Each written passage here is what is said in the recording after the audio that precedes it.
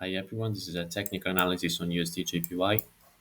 Let's start with a fundamental overview first. The yen continues to struggle despite the dovish expectations around the Fed's interest rates path.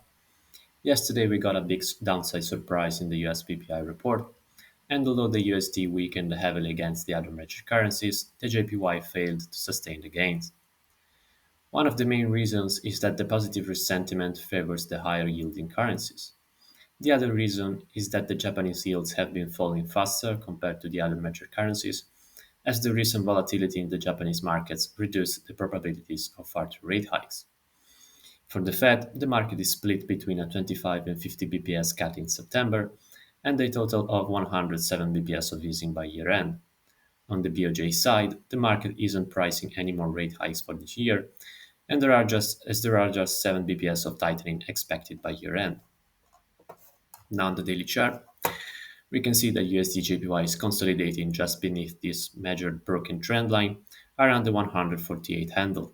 The sellers will likely step in around the broken trend line to position for a drop into the 140 handle, while the buyers will want to see the price rising back above the trend line to gain more control and target new highs.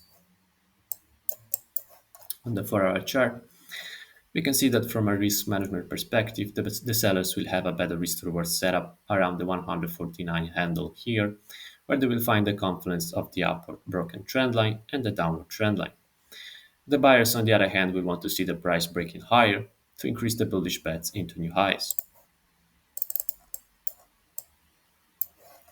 On the 1-hour chart, we can see more clearly the consolidation between the 146 support and the 148 resistance. The buyers will want to see the price breaking higher to pile in for a rally into the trend line, targeting a breakout above it.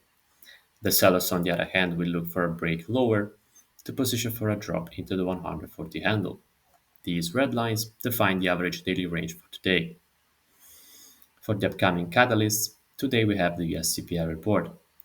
Tomorrow we get the US retail sales and jobless claims figures. And finally, on Friday, we conclude the week with the University of Michigan Consumer Sentiment Survey.